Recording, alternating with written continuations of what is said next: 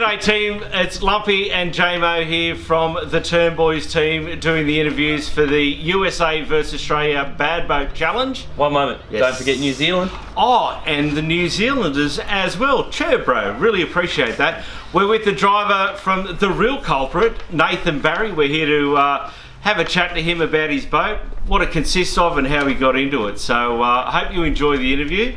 Jamie, has he got his suit ready? Yes, he has. Don't forget, ladies and gentlemen, we've got the Gear Up Challenge will come later in the show. So anyway, Nate, tell us a bit about your backstory. How'd you get into boat driving, and particularly into blown boats? How did you start? So basically, I grew up, in the sport. My dad's been racing for 31 years this year. Yeah. So basically, I spent my entire life sort of going around the country. Yeah. Playing boats. Learning, watching. So I sort of was born into it, really, the way I look at it. I sort of had no other choice. There was nothing else I really wanted to do in my life. All I ever wanted to do was be And you're a roofer as well, the same as your dad. I am, yes. Yes. Talk about following the footsteps. Yeah, I know, right? Yeah. Following right Well, behind it pays. Well, the way I worked it out, his roofing pays enough for me to be able to do this. So, I might have to get into roofing, but I can't stand on one. Oh, I wasn't going to say that.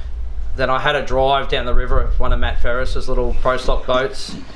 I enjoyed it, and then one of our crew guys, Nathan Jeffrey, he bought a pro stock boat, which is one of my dad's old boats, and I had a couple of races in it, and that was it. Like, you're hooked. Yeah, it was from there on. From there onwards, there was no. I was like, there was no turning back. Yeah, I was made to do this. Like, this is what I'm doing in my life.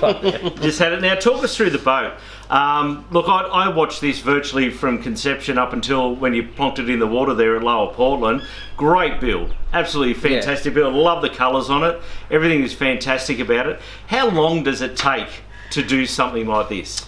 I think it was just over 3 years from the time I ordered the boat. Yep. To the time I got it. I think in total it was about 3.5 years till we had it on the water from start to finish. I thought it was pretty good. It's a lot of effort though to go to. Like you've got to obviously you've got a good team behind you to do Definitely, this. yeah. I was very, very lucky. We had when we built this boat, I guess you could say, had a blueprint to go off, being the blue boat. So I was very, very lucky, with engine combination, setup, gears, propellers, the whole lot. So we knew sort of coming out of the factory Benchmark where you had to start. We knew this boat was always going to work and do what it needed to do. It was just obviously it's going to be up to me whether I could drive it or not. So I was very, I sort of got to skip the development stage of a new boat. Yeah. Luckily, with Dad having the same boat. Did you actually drive your dad's boat before you jumped into this? No. Yeah, so that time when I went down there to watch you at Lower Portland, that was the first time. Yeah, that was the first time I drove it. Yeah. Wow. Yeah, we drove this one. Yeah, that was fantastic. Yeah. And it's a credit to you. Like, you drove it so well, and you've only gone up since then. Yeah. Really. Yeah. You've done fantastic. So now let's not blow the wind up him too much. Go easy on him. Tell us about the engine. Hat to pan, go. Okay, so the engine's a 515 cubic inch big block Chev. It's running this is a new blower that's on it now, which is a XR1 by the blower shop. It's all Enderley, big and ugly injection, 110 fuel pump, AFR cylinder heads. It has all the, I guess, the quote Brian McCosker, the necessary ingredients that it needs. That's pretty much what I tell you. MSD ignition. It's a pretty basic package compared to a lot of the other guys. Yeah. But I find it's the heads, the cam, just everything about that combination. I just think works so good, and it's so basic. And we've never leaned on this motor. Wow. We've as in boost wise, we've never really wound the boost up from what it can do. We've always run it very conservative. We've leaned on the tune here and there. But I'm very excited with January, because I do plan to start leading on this thing. Beautiful. Sounds great. What revs are you pulling, Nate? Generally on an average around 75, 76. The best I ever saw was Dargle 2 years ago. We started pulling 77, 78. So that was, I could definitely feel speed? The highest Come on, with no GST this time. The highest I've gone, I'll show you on my phone. the best record is 146, I think. It was 146. I don't think it was 148. Amazing. Yeah. And that was sort of when I first couple of meetings, just good water, good air, everything just sort of worked. I haven't had a GPS. I've had GPSs on it since. generally consistently 140s. Yeah. But it's going to be very, very interesting in the future to see what this does. I'm aiming for high 140s. If I can get 150, it's sort of, for me, it's just a tick off the list. Okay, I've done 150. That's it. Yeah, like consistently doing it, I'm not fussed, but if I can do it once, I'd be pretty happy. Yeah, agree. 100%. The what sort of, so like if you were to fill the tank up and you do a lap or do a race, what sort of fuel are you talking? What sort of literage are you talking? It uses like 60, 70 litres a race. Race? Somewhere around there, yeah. Wow. Don't quote me on that. Yeah, no, but it's the boys usually fill it up, and it's just more of just sometimes we don't not the term boys, the other boys. No, not us. I can't afford that. The boys fill it up, and then we just sort of, we don't really keep track of it sometimes. We just, as long as it's topped up, it's like, but it's still a fair whack of fuel for a full weekend, isn't it? Just even the whole package is getting it to the race, putting it in the boat, storing it, everything. Exactly. General question though, what is the hardest thing about driving one of these machines? Getting out of the corners. Gee, I thought I was going to say getting out of the cockpit. That would be you. Getting out of the corners. Just talk us a little bit through that. Your entry and exit speed. So if you wash off too much speed around the corner, or you have to hold it too tight, you don't have essentially enough exit speed to get the power down quick enough.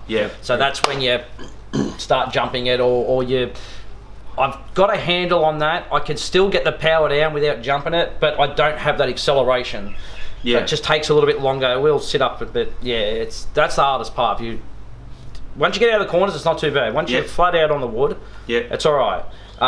It's all about coming through that corner and getting out of that corner. And a good driver, you know, like I know in it, I've washed off enough speed, and I know, I can prepare and go, okay, well, I'm not going to be able to just stand on this out of the corner. I have to gradually feed it. But then when you do that, you lack acceleration. So if you've got a boat on the outside here who's kept more speed, they're just going to out accelerate. What's your preferred pole in a race?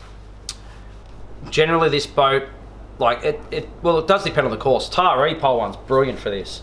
Windsor, it's tough. Like you got to really back off and get it around. Dargle's pretty good pole one. It just depends who I'm racing against. To be honest, some guys are pretty wild. It scared me a little bit. Like I'm like, stay away from him. Now, when we were actually chatting off camera, you were telling us how good you are. Like, how good are you? I wake up every morning pissing greatness. I wake up every morning pissing excellence. That's what I do. If you first, you last. Depends. Sometimes I wake up and piss useless. It just depends. Now, a few times.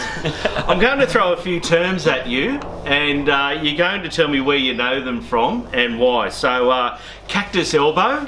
Maybe Cactus Jack. The tombstone. The Undertaker. The rope elbow drop. The what? The rope elbow drop. Maybe the Macho Man Randy Savage. Okay. And what about the 619? That's Rey Mysterio. And the curb stomp? Seth Rollins. See? You're right. I know. You're right. So this is all from WWE? It is, yeah. Correct. Right. How many autographs have you ever signed in your life? A few. Like, you get the kids and the posters and, How many of those were boobs? I got one here you can sign. Yeah, well, keep it PG. Woo. None at the moment. We'll see how it goes. So get myself back in the shape a little bit better for January, start bulking up a little bit, then we'll see what happens. So who's your biggest rival, you think, coming into the Worlds? The Americans, New Zealand, Australia? I went over to America in May, obviously to watch the wrestling, and I went to Parker, Arizona, and I got to see the two boats race. Yeah. They're fast. They are definitely fast in a straight line. Yeah. I don't believe they have the acceleration that a lot of our boats have. Yeah. I believe there's a lot of guys that are they're going to put 2 or 3 boat links straight out of the corners. Yeah, right. They were quick. I'm not saying they're not fast. They definitely had a lot of top end, especially Mr. Big Stuff. But it's the races these days are one in and out of the corners, acceleration out of the corners, off the line and whatnot. And I believe, this was just my opinion, I think they lack that a little bit. Yeah. I think a track like Taree, or a big open course, I reckon they would beat us. Yeah. These two courses, no, I think they'll struggle a little bit. But I think the biggest competitor, like the biggest competition, is going to be within, Brett Shepherd, Tate Ramsey, Chris Palmer, Troy, there's just too many. Yeah. You go to a race meeting these days and you can't, like back in the day, you know, you'd get your Loose Cannon, Liberty, you'd always pick one or two that were going to win. Gonna be the You can't top runners, yeah. pick it these days. Yeah. There's just too many good boats and good drivers. Yeah. So just following from that, your top, other than yourself, because we know how good you are, top 3 you think are going to be on the podium? Oh, well, I reckon Ramsey will be on the podium. He's got reliability, speed, he drives the hell out of the thing, that's Tate. You're meaning lay it down? Lay it on. Lay it on? Lay it on. Yeah, he'll definitely be there. Shepherd, if all goes well, he's nothing stopping him. Shepherd being the driver of Unleashed, of course. Brett Shepherd Unleashed. I don't know. Between you just got too many. Like I don't know. It comes down to You got Connor reliability Patterson. at the end You of got the day. yeah, like Connor Patterson's fast and gets around the track really good. Troy driving the new boat of Liquid Asset. Yeah, I don't know until I see it run. I mean, there's just too many to pick. Hopefully, I get on the podium. Really, Absolutely. that'd be great. Like if I just got on the podium, I'd be absolutely wrapped. But Yeah. I know those two. I reckon. Chris, if he can keep it together, is fast. Troy, if he can get around there, will be fast. If he's going to run Madness, I don't know if he is or not. Yeah, even the little Barra, like. Oh yeah. You know, I think. Quick, I love that little It's not my nimble. It's not my the cup little of tea. taxi, You know, I'm nimble. I'm into the bigger, you know, the big engines and the noise and that, but it freaking thing goes hard. Like you It can't- does. Like you, That's a very, very good combination. it's like it could very well and truly take the whole thing, Yeah. the 2 weekends never away. know. Yeah, like The other thing is too is that a few years ago when this was at Windsor, I noticed a lot of boats sort of were conservative at Windsor. Then when I went down to Berry, they've sort of lit the wick on them because it was the second round. yeah. Is that something that everybody does, or is it just something that you know you tend to do to save your gear for the next weekend? Oh yeah, because reliability plays the biggest part of it. So you generally will be more conservative, still try and be quick, but reliable. And then as the second weekend will progress, Yeah. you start, especially when you start coming down to the crunch, and if you're Yeah. right up there in the points. Yeah. I mean, putting myself in that situation, I'd be starting to lean on it. Yeah. What sort of gear do you take with you when you go and do one of these events? Me, I don't take too much with me. I just fuel's usually Hopefully your dad's there. yeah. With all the spares. Yeah, well, they're his spares, not mine. So. Well, Cody's now, but anyway. Oh, the golden child. He's got a spare motor and everything. But I generally just take, you know, your gazebo, just your basic oil heaters, couple of spares, pulleys obviously if you want to go faster, plugs, you know, battery charge, just basic stuff really, you know what I mean? Just what you need to keep the thing running. Fuel's usually there at the meeting, which is massive. I don't want to be carrying 244. What about oil changes and stuff like that? Do you just I do all that at home. Yeah, we generally, me and Jason will generally prepare the boat before we leave, so when we get there all we got to really do is battery on charge. If it's a cold day, we'll put the oil heater on. We're pretty much ready. It's just a quick wipe down, heat it up, fire it up. And you've obviously got a good pit crew with you as well, like you said, JC. He's always there, isn't he? No, Jason's fantastic. Jason's the best. He's How tall are you? like 5'3", 5'4", or something like that. So, you know those sticks you get on the ride, like you're not even tall enough to make the stick, and Brett Shepherd from Unleashed was wondering how you get to go and have fun in a nice little boat without being tall enough to go and, you know, to actually go on a ride. Yeah, how do you go at Movie World? Are you allowed on the rides? No, barely. Are you the only guy that goes to Movie World and can't get on a ride? Sometimes I stand on my tippy toes. Trust me, tippy toes, you're right. They've kicked me off them for weight restrictions before.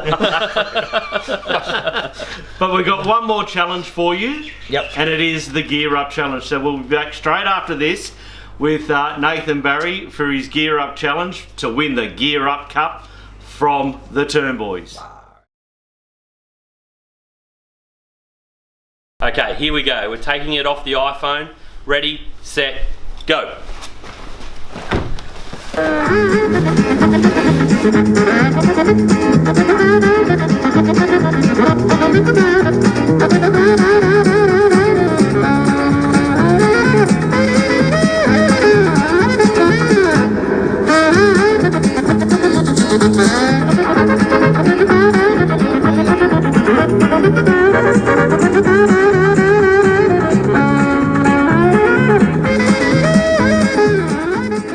There you go, ladies and gentlemen.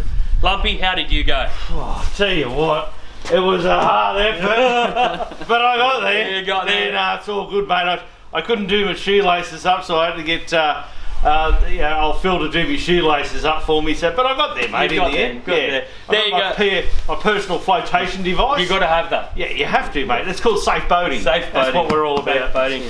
There you go, ladies and gentlemen. Nathan did a cracking time of 2 minutes and 2 seconds, 0.04. 2:02. 0.04. Oh, so we have to register that. And that was after a hard day of work. And do you know what? I can honestly say now that you are actually on top of the leaderboard. Congratulations, Gear Up Nathan. Cup. Number one. so far.